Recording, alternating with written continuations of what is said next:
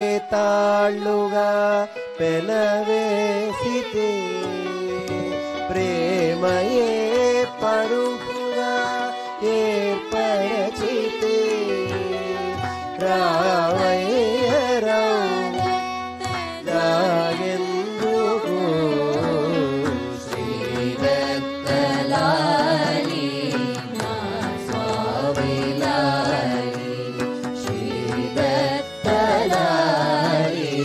నా స్వామిలాలి ఏ దూరలోకాలు తిరిగొస్తేవో ఏ భక్త శోకాలు తొలగిస్తేవో పరసుఖము కొరకెంత శ్రమ పడితేవో రావయ్య రవ్వంత కునుకుదుగాని శ్రీదత్తలాలి నా స్వామిలాలి శ్రీదత్తలాలి నా స్వామిలాలి ఎక్కి సహ్యాద్రి ఎగడసినావు తిరుగానికై చాల తిరుగాయినావు ఏ వేద శర్మతో పరుగెత్తినావు క్షణమిచట విశ్రాంతి కొనవయ్యదత్త శ్రీదత్తలాలి నా స్వామిలాలి శ్రీదత్తలాలి నా స్వామిలాలి ఏ ధర్మ కీర్తియో విసిగించెనేమో ఏ పరశురాముండు వెంటాడనేమో ఇక మళ్ళీ నా వంటి వాడెవడో వస్తే నా స్వామి నీకింక విశ్రాంతి ఏనా శ్రీదత్తలాలి స్వామిలాలి శ్రీదత్తలాలి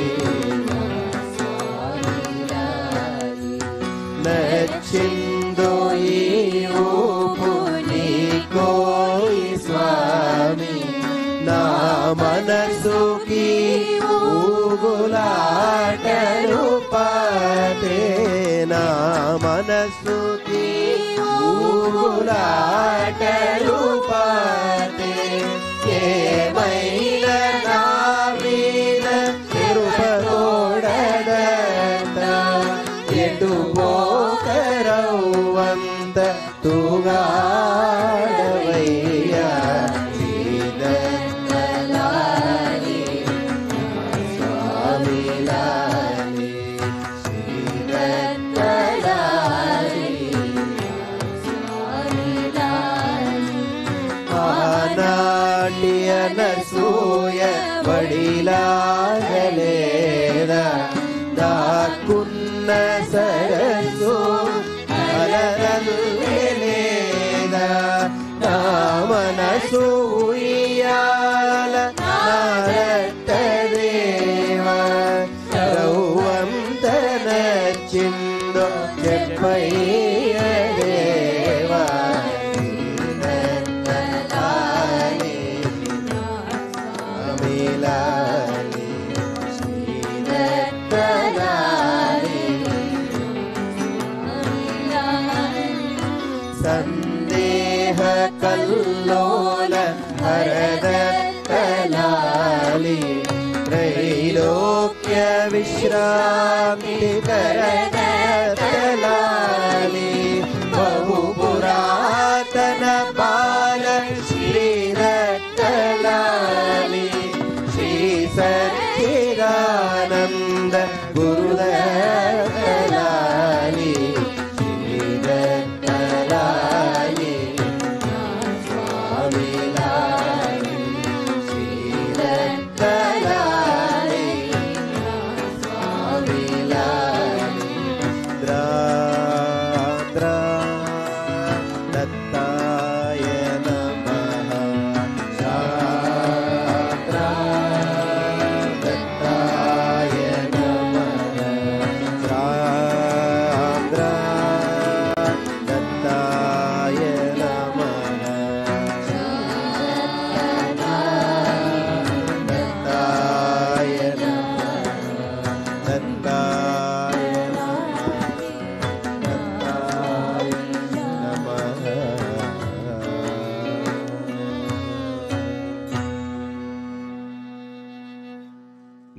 meditate for a while, pray inside. Close your eyes and meditate.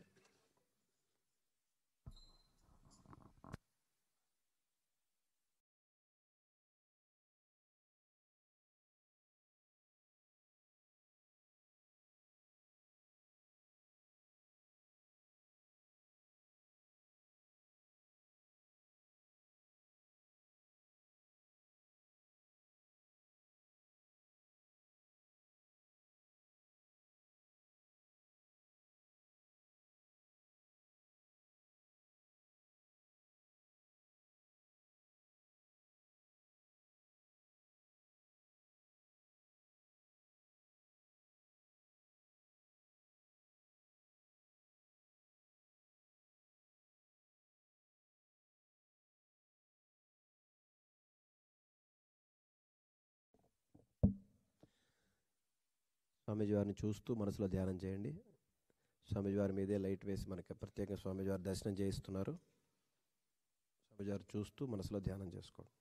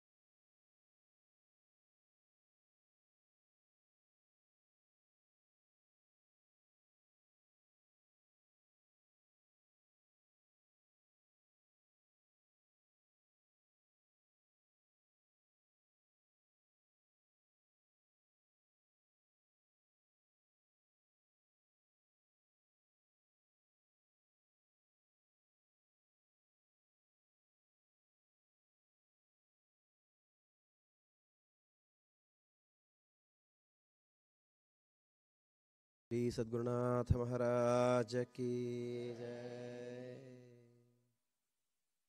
Survey జ సుఖినో.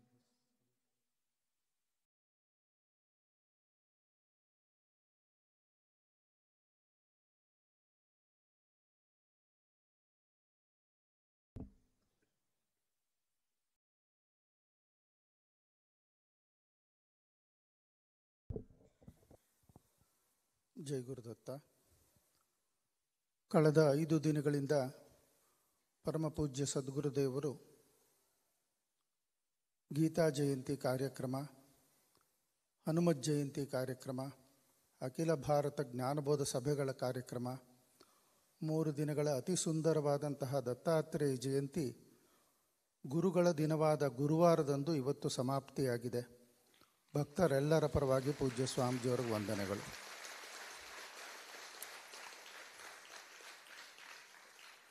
ನಾಳೆ ಬೆಳಗ್ಗೆ 7 ಗಂಟೆಗೆ ಸಪ್ತರ್ಷಿ ಸರೋವರದಲ್ಲಿ ಮಂತ್ರಸ್ನಾನದ ಕಾರ್ಯಕ್ರಮ ಇರುತ್ತೆ. ಯಾರ್ಯಾರು ನಮೂದು ಮಾಡಿಕೊಂಡಿದ್ದೀರೋ ಅವರೆಲ್ಲರೂ ಬೆಳಗ್ಗೆ 7 ಗಂಟೆಗೆ ಸಪ್ತರ್ಷಿ ಸರೋವರದ ಬಳಿ ಹೋಗಿ, ಮಂತ್ರ ದೀಕ್ಷೆಗಾಗಿ ಅಪೇಕ್ಷೆ ಪಟ್ಟವರು ನಮೂದು ಮಾಡಿಕೊಂಡಿರೋರು 9 ಗಂಟೆಗೆ ನಾದಮಂಟಪಕ್ಕೆ ಬನ್ನಿ. 9 ಗಂಟೆ ಮೇಲೆ ಯಾವುದೋ ಸಮಯದಲ್ಲಿ ಪೂಜ್ಯ ಗುರುದೇವರು ಬರ್ತಾರೆ. ಬೆಳಗ್ಗೆ ಫಲಹಾರ ಮಾಡಿಕೊಳ್ಳೇಬೇಕು ಅಂತಿರೋರು ಫಲಹಾರ ಮಾಡ್ಕೊಳ್ಳೋಕ್ಕೆ ಸ್ವಾಮೀಜಿಯವರು ಅನುಮತಿ ನೀಡಿದ್ದಾರೆ. ಊರಿಗೆ ಹೊರಡೋರಿಗೆ ಕೂಡ ಪ್ರಯಾಣ ಬೆಳೆಸೋಕ್ಕೆ ಸ್ವಾಮೀಜಿಯವರು ಅನುಮತಿ ನೀಡಿದ್ದಾರೆ.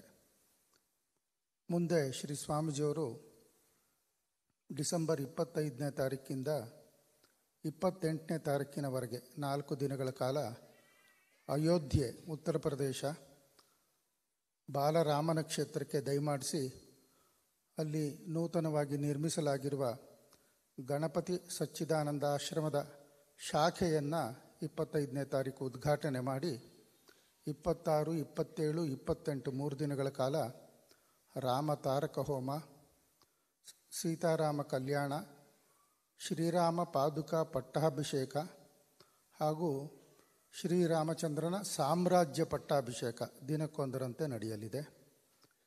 ಶ್ರೀ ಸ್ವಾಮೀಜಿಯವರು ಅದಾದ ಮೇಲೆ ಪ್ರಯಾಣ ಬೆಳೆಸಿ ಆಂಧ್ರ ಪ್ರದೇಶದ ಅನೇಕ ಆಶ್ರಮಗಳಿಗೆ ಭೇಟಿಯನ್ನು ನೀಡಲಿದ್ದಾರೆ.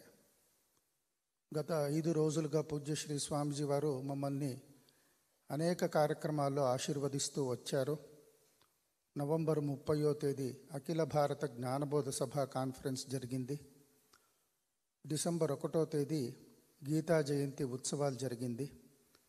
డిసెంబర్ 2, 3, 4 హనుమత్ జయంతితో పాటు దత్తాత్రేయ జయంతి ఈరోజు గురువారం రోజు గురువుగారి సన్నిధిలో దత్తాత్రేయ జయంతి మనమంతా చేసుకునే సౌభాగ్యం మాకు కలిగింది. ఈ 5 రోజులు విపులంగా ఆశీర్వదించిన పూజ్యశ్రీ దత్త అప్పాజీ వారి పాదపద్మాలకు భక్తకోటి పక్షాన సాష్టాంగ ప్రణామములు. ఇంకా రేపు ప్రొద్దున 7 గంటలకి సప్తర్షి సరోవరంలో మంత్రస్నాన కార్యక్రమం ఉంటుంది. ఎవరు రిజిస్టర్ చేసుకున్నారో 7 గంటలకి సప్తర్షి సరోవరం దగ్గర వెళ్ళండి. 9 గంటల తర్వాత శ్రీ స్వామిజీ వారు నాదమంటపానికి వచ్చి ఎవరెవరు రిజిస్టర్ చేసుకున్నారో వారికి మంత్రోపదేశ కార్యక్రమం చేస్తారు. కావలసిన వాళ్ళు పలహారం చేసుకొని రావచ్చు. మంత్రదీక్షకి అని శ్రీ స్వామిజీ అనుమతించారు. పలహారం తిని నాదమంటపానికి మంత్రదీక్ష కోసం రావచ్చు. ఎల్లుండి 6వ తేదీ రాజరాజేశ్వరి అమ్మవారి ఆలయం యొక్క 2వ వార్షికోత్సవము. ఆ రోజు ప్రొద్దున్న పూజ్యశ్రీ స్వామిజీ వారు క్రొత్తగా నిర్మించబడే నరసింహస్వామి ఆలయం, మీరు చూస్తే ఇప్పుడు అక్కడ లేదు, ఖాళీ స్థలం ఉంది. అక్కడ నూతనంగా శిలతో ఆలయ నిర్మాణం చేయిస్తున్నారు. దాని భూమి పూజ ఎల్లుండి ప్రొద్దున జరుగుతుంది. తర్వాత రాజరాజేశ్వరి అమ్మవారికి వార్షిక అభిషేకము, తర్వాత అన్నకూట కార్యక్రమం ఉంటుంది. అమ్మవారికి విపులంగా అన్న నైవేద్యం చేసి శాంతపరిచే ఆ కార్యక్రమంలో కూడా భక్తులు పాల్గొనవచ్చు. వివరాలకు పూజా కౌంటర్ని సంప్రదించండి. అది గోప్యంగా జరిగేది, మీరు సాక్షాత్గా చూడలేరు, కానీ కార్యక్రమం మాత్రం జరుగుతుంది. ఇంకా 3 రోజుల పాటు శాస్త్ర సభలు అవన్నీ జరుగుతాయి. ఆ తర్వాత శ్రీ స్వామిజీ వారు ట్రైన్లో ప్రయాణం చేసి అయోధ్యకి 22 బయలుదేరి 24వ తేదీ రాత్రి చేరుతారు. 25 ప్రొద్దున అక్కడ క్రొత్తగా సత్యనారాయణరావు గారు ఆ కుటుంబం అంతా స్వామివారికి సమర్పణ చేసుకున్న గణపతి సచ్చిదానంద ఆశ్రమ అయోధ్య శాఖ నిర్మాణం పూర్తి అయ్యింది. పూజ్యశ్రీ స్వామిజీ దాన్ని ఉద్ఘాటన చేస్తారు. ఆ రోజు సాయంత్రం రామ మంత్రార్థ మంటప ఆశ్రమంలో స్వాగత సభ 26, 27, 28 ఈ 3 రోజుల పాటు అక్కడ రామ మంత్రార్థ మంటపంలోనే పూజ్యశ్రీ స్వామిజీ వారి కార్యక్రమాలు జరుగుతాయి. మొదటో రోజు 26 సీతారామ కళ్యాణ కార్యక్రమము, 27 పాదుకా పట్టాభిషేక కార్యక్రమము, 28 శ్రీరామచంద్ర సామ్రాజ్య పట్టాభిషేకము. ఈ 3 జరుగుతాయి. ముఖ్యంగా 26 సాయంత్రం పూజ్యశ్రీ స్వామిజీ అయోధ్య నగరిలో మొట్టమొదటిసారిగా బాలరామ రాగసాగర అనే music for meditation and healing కార్యక్రమాన్ని రామదేవుడికి సమర్పణ చేస్తున్నారు. ఆ తర్వాత శ్రీ స్వామిజీ వారిలో ముఖ్య కార్యక్రమాలు డిసెంబర్ 30 వైకుంఠ ఏకాదశి ఉత్తర తిరుపతి నిజామాబాద్లో, జనవరి 1వ తేదీ కొత్త సంవత్సర దర్శనం విజయవాడ ఆశ్రమంలో, జనవరి 2వ తేదీ నుండి 8వ తేదీ దాకా విజయవాడ ఆశ్రమంలో భాగవత సప్తాహం జరుగుతుంది. క్రొత్తగా నిర్మాణమైన ఆశ్రమం తెనాలి నగరంలో ఉంది. అక్కడ 7 రోజుల పాటు పూజ్యశ్రీ స్వామిజీ వారు ఉండి సంక్రాంతి కార్యక్రమం కొత్తగా నిర్మాణమైన తెనాలి ఆశ్రమానికి ఈసారి శ్రీ స్వామిజీ అనుగ్రహించారు. జనవరి 25 రథసప్తమి కార్యక్రమం కర్నూలు ఆశ్రమం సూర్య దేవాలయంలో జరుగుతుంది. అక్కడ ఆ 24 సాయంత్రం సూర్యప్రభ రాగసాగర అనే music for meditation and healing కార్యక్రమం కూడా కర్నూలు నగరానికి అనుగ్రహించారు శ్రీ స్వామీజీ. తర్వాత జయలక్ష్మీపురం దయచేసి అక్కడ 3 రోజుల పాటు జయలక్ష్మి మాత చరణ సన్నిధి అనే దత్తక్రియాయోగ క్యాంప్ జరుగుతుంది. ఫిబ్రవరి 1 ఆదివారం జయలక్ష్మి మాత ఆరాధన ఈసారి శ్రీ స్వామిజీ ముందుగా చేస్తున్నారు. ఏప్రిల్ మే మాసాల్లో శ్రీ స్వామీజీ భారతదేశంలో లేకపోవచ్చు కాబట్టి ఫిబ్రవరి 1వ తేదీ జయలక్ష్మీపురంలో జయలక్ష్మి మాత ఆరాధన జరుగుతుంది. ఫిబ్రవరి 14 మైసూరులో అఖండ హనుమాన్ చాలీసా పారాయణ కార్యక్రమము. ఫిబ్రవరి 15 మహాశివరాత్రి ఉత్సవాలు. ఇంకా స్వామీజీ కార్యక్రమం వచ్చే నవంబర్ దాకా ఉంది. ఇంతవరకు తెలుసుకుంటే ముఖ్యమైన కార్యక్రమాలు చెప్పాను. వీలున్న చోటు తప్పకుండా రండి. అయోధ్య స్వామీజీ వారు ఇటీవల తిరుపతి కొండ కింద కొత్తగా అక్కడ ఆశ్రమ నిర్మాణం జరుగుతూ ఉంది. అక్కడ 10 కాటేజీలు కూడా కట్టిస్తున్నారు స్వామీజీ. తిరుపతి కొండ కింద కాటేజ్ కావాలా అనుకున్న వాళ్ళు అకౌంట్స్ డిపార్ట్మెంట్ దగ్గర వెళ్తే వివరాలు ఇస్తారు. కాటేజ్ స్పాన్సర్ మీరు చేసుకోవచ్చు. మీరు అక్కడ తిరుపతి వెళ్ళినప్పుడు ఆ కాటేజీలో మీరు ఉండి వాడుకోవచ్చు.